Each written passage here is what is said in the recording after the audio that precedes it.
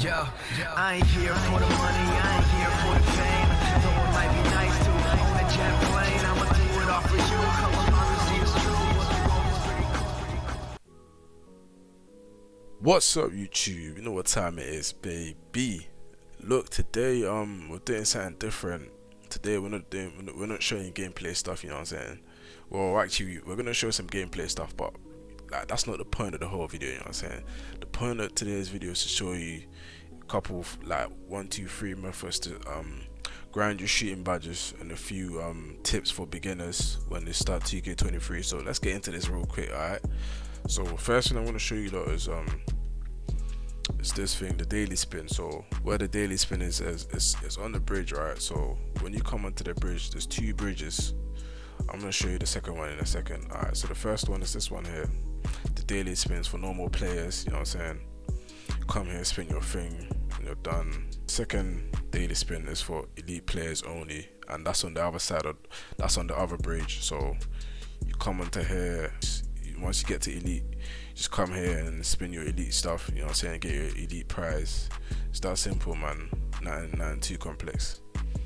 Alright, so the next thing I'm going to show you is the purser. The purser is basically where you go to claim your VC once you get paid for your brands and stuff. So when you come to the neighborhood, you're probably going to get spawned around this place, right? So what you want to do is you want to go straight down here, and then right next to Will, yeah, so you see how they've written Wills.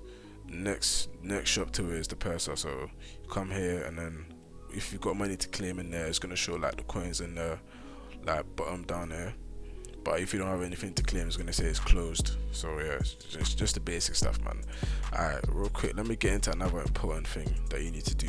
So this year the quests are really important because it allows you to get a lot of perks. So these perks here, these perks here, these things here.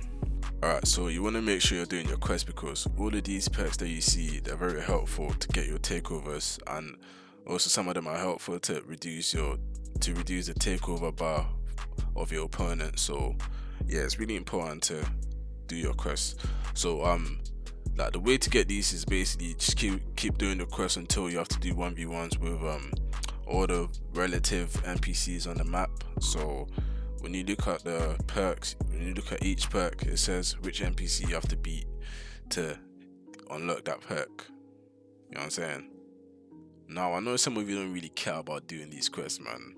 Like, last year I did not give a flipping fuck about these quests, but this year, like, they actually give good rewards and stuff. So yeah, make sure you're doing them. Especially make sure you've got the Mamba mentality, because that helps you change your takeover and stuff. So yeah, man, make sure you got that.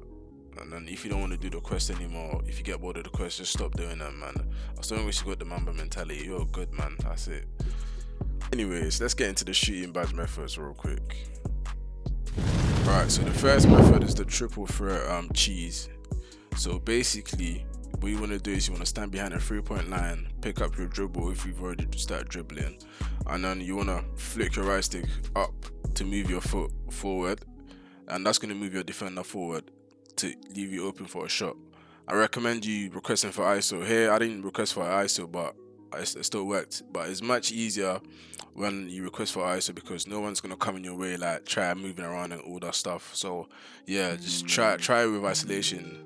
That's the best way to do it. So the next method is really simple. Basically what you want to do is you want to set a pick for the ball handler or the person that has the ball, right? And then as soon as they drive past you, you want to come back to the 3-point line, or most of the time you're going to be at the 3-point line anyways, and then obviously you're going to be open. As soon as they drive past you, just request for the ball back and just shoot it off, because 90% of the time you're going to be open, and it's really that simple, man. It doesn't get any easier than that, man.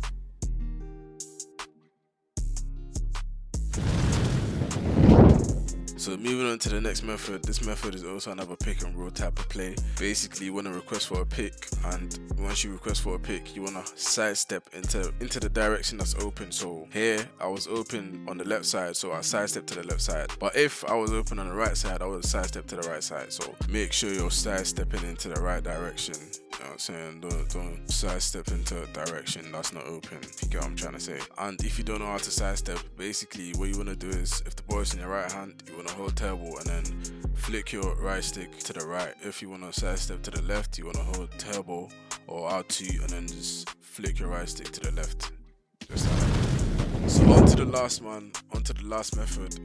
This one is really simple as well. It's called the fake drive step back method, and what you want to do, just like the name says, you want to fake drive and then step back. So this move usually works after doing it 2 times. So you want to fake drive, step back, fake drive again, and then step back, and that's gonna get you open most of the time. So just like that. Here I messed it up a little bit, but you know what I'm saying, it still went in. I'm gonna show you a better clip of me doing it.